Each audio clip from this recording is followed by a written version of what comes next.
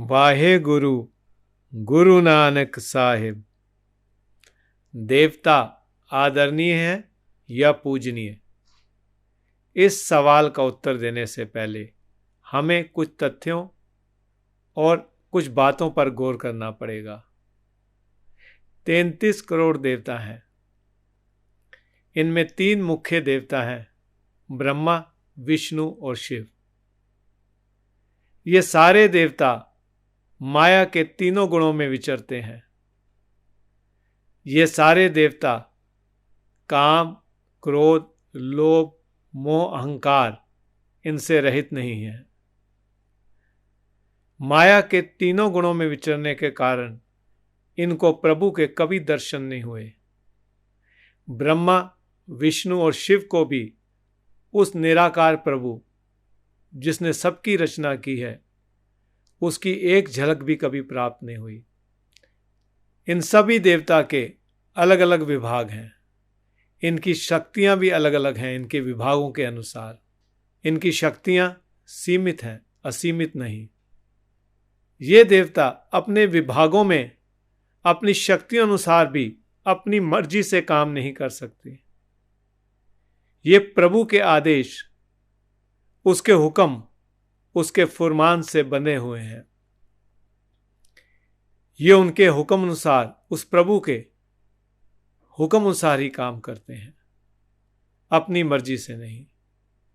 इनको प्रभु के हुक्म की आवाज सुनाई देती है, ये उसके अनुसार काम करते हैं।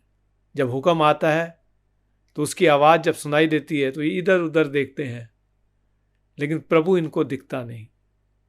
वो प्रभु इनको देखता है लेकिन इनको प्रभु दिखता नहीं।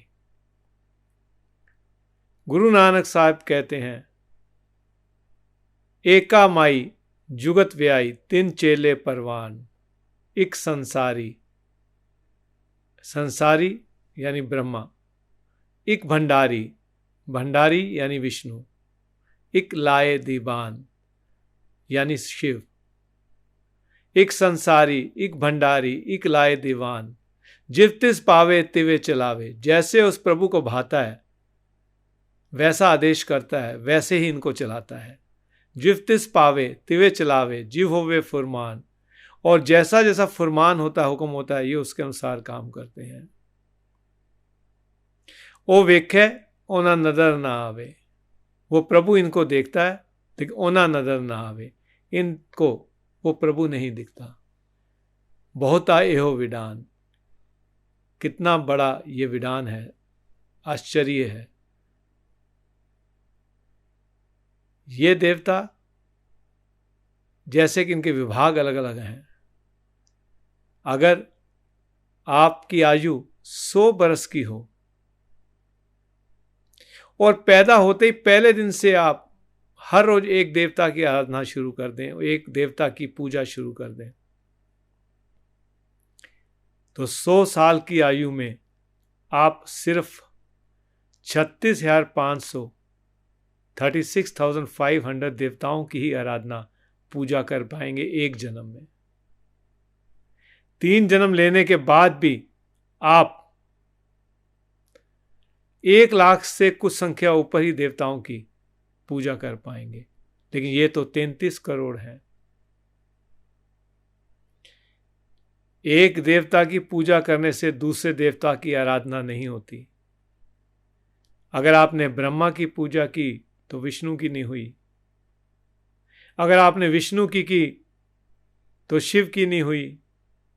अगर आपने शिव की आराधना की, पूजा की, तो ब्रह्मा और विष्णु की नहीं हुई। अगर आपने शनिदेव की आराधना की तो अग्निदेव की नहीं हुई। और इनके विभाग भी अलग अलग हैं, शक्तियां भी इनकी सीमित हैं, असीमित नहीं। आपको अगर विष्णु से काम है, उसके विभाग से काम है, आपने कई साल उसकी आराधना कर कर उसको प्रसन्न भी कर लिया, तो वो अपनी शक्ति और अपने विभाग से अधिक आपको दे नहीं पाएंगे। देवता प्रसन्न होकर वर दे देते हैं, लेकिन अगर क्रोधित हो जाएं तो शाप भी दे देते हैं। लेकिन वो प्रभु, वो निराकार प्रभु, वो तो एक प्रेम का सोमा है। वो राम, जब मैं राम शब्द कह रहा हूं तो इसका अभिप्राय रामचंद्र कदापि नहीं। राम का अर्थ है वो निराकार प्रभु जो कण कण में रमा हो, जिसने सबकी रचना की, जिसने इन 33 करोड़ देवताओं की रचना की, जिसने ब्रह्मा की रचना की, जिसने विष्णु की रचना की, जिसने शिव की रचना की, जिसने करोड़ों ब्रह्मांड बनाए, सारे ब्रह्मांड की रचना की, वो राम। इन देवताओं के बारे में अगर मैं उदाहरण दे के समझाऊं तो शायद आपको अच्छी तरह से वो जल्दी समझ में आएगा। जैसे कि भारत सरकार में अलग अलग मंत्री हैं, हर कैबिनेट मिनिस्टर का विभाग अलग है। अगर आपने होम मिनिस्टर को प्रसन्न कर लिया तो अपने विभाग अपनी शक्ति के अनुसार ही वो आपका काम कर पाएगा, वो वित्त मंत्री के विभाग से कुछ नहीं दे पाएगा। अगर आपने वित्त मंत्री को प्रसन्न कर लिया तो होम मिनिस्टर के विभाग से आपको कुछ नहीं मिलेगा। वित्त मंत्री अपने दायरे के अंदर रहकर सीमित ही अपनी सीमित शक्तियों के अनुसार, अपने विभाग के अनुसार जो उसकी अथॉरिटी है उसके हिसाब से ही आपको दे पाएगा। इसी तरह ये देवता है, ये अपने विभाग और शक्तियों के अनुसार ही आपको दे पाएंगे। लेकिन इसमें एक गौर करने वाली एक और बात है कि ये देवता अपनी मर्जी से भी आपको कुछ नहीं दे पाएंगे अगर आप प्रसन्न कर लिया आपने इनको। लेकिन अगर आपने इनकी निंदा कर दी, मान लीजिए किसी ने शिव की निंदा कर दी, तो उस व्यक्ति की जो मृत्यु निर्धारित है, क्या शिव उससे पहले उसकी मृत्यु कर पाएंगे क्या? कदापि नहीं। क्योंकि ये सारे देवता तो प्रभु के हुक्म अनुसार आदेश में बंधे हुए हैं, उसके हुक्म अनुसार ही काम करते हैं। जो उसकी मृत्यु का निर्धारित समय है प्रभु के आदेश अनुसार, हुक्म अनुसार निर्धारित किया गया है, उससे पहले शिव उसको मार नहीं सकते। इसी तरह से अगर आपने ब्रह्मा को प्रसन्न कर लिया और मान लीजिए आपका जन्म कर्म अनुसार किसी भिखारी के घर में होना निश्चित है, तो क्या ब्रह्मा आपका जन्म किसी राजा के घर में कर पाएंगे? कदापि नहीं। क्योंकि ब्रह्मा भी प्रभु के हुक्म में बने हुए हैं, वो उसके आदेश के बाहर जा ही नहीं सकते, वो उसके हुक्म अनुसार ही चलेंगे और आपका जन्म भिखारी के घर में ही होगा।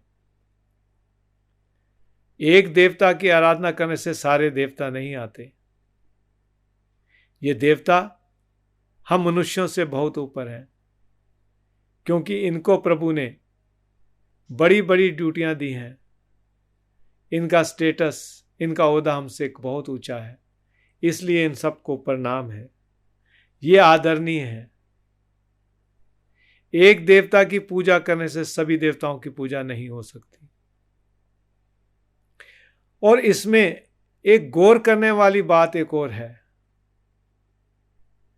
हम तो सिर्फ अपने ब्रह्मांड की बात कर रहे हैं, जिसमें ये आकाश, पाताल, मृत्युलोक, धरती, इसमें रहने वाले जीव जंत।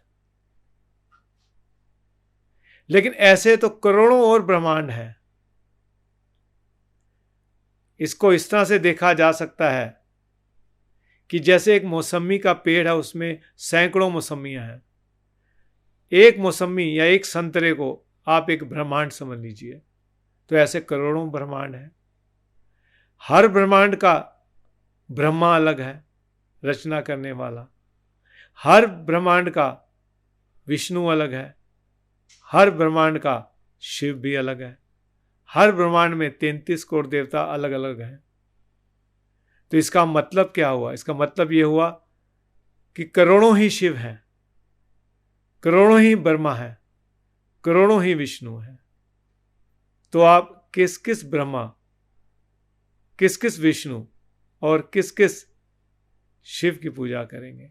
करोड़ों ही हैं। ये देवता सारे ब्रह्मा, विष्णु, शिव समेत ये किसको आराधते हैं, किसकी पूजा करते हैं, किसका ध्यान लगाते हैं? ये सारे उस निराकार प्रभु राम की आराधना करते हैं, राम की पूजा करते हैं। शिव का मंत्र भी राम है। उन्होंने जपने के लिए गुरु मंत्र जो अपने शिष्य रामचंद्र को दिया, वो भी राम ही दिया। रामचंद्र ने भी राम को जपा। तो ये सारे देवता राम की आराधना करते हैं, उस निराकार प्रभु की। अगर आपने राम की पूजा कर ली, राम की आराधना कर ली, तो 33 करोड़ की आराधना होगी। उस राम की पूजा में इस 33 करोड़ देवताओं की पूजा भी आ गई। अगर आपके हृदय में वो राम आ गया, जहां राम उपस्थित हो गया, ये 33 करोड़ देवता भी वहीं हाजिर हो गए। अगर आपने राम की पूजा की, आराधना की, तो ये 33 करोड़, क्योंकि ये भी राम की पूजा करते हैं, आराधना करते हैं, ये 33 करोड़ देवता भी आपके सहायक होंगे। तो इसलिए ये देवता सारे माया के तीनों गुणों में विचरते हैं, काम, क्रोध, लोभ, मोह, अहंकार से रहित नहीं है। ये सारे देवता प्रभु के उस पूरे भगत जो तीनों गुणों से ऊपर चौथे पद पर विचरता है, उस भगत की चरणों की धूड़ के लिए तरसते हैं, लोचते हैं। ब्रह्मा भी, विष्णु भी और शिव भी ऐसे प्रभु के पूरे भगत की चरणों की धूड़ मस्तक पे लगाने के लिए तरसते हैं। तो इसलिए ये देवता जो हैं आदरणीय हैं। ये देवता काम, क्रोध, लोभ, मोह, अहंकार से रहित नहीं है, लेकिन हमसे बहुत ऊपर है। इनका ओहदा हमसे बहुत ऊपर है। प्रभु ने इनको बड़ी बड़ी ड्यूटियों से निवाजा है। इसलिए सारे देवता आदरणीय हैं, लेकिन पूजनीय नहीं। पूजनीय तो एक सिर्फ वो निराकार प्रभु राम ही है। राम की पूजा करने से सभी देवताओं की पूजा बीच में ही आ जाएगी। जहाँ राम आ गए वहाँ सभी देवता हाजिर हो गए। तो पूजनीय सिर्फ राम ही है। वाहे गुरु, गुरु नानक साहिब।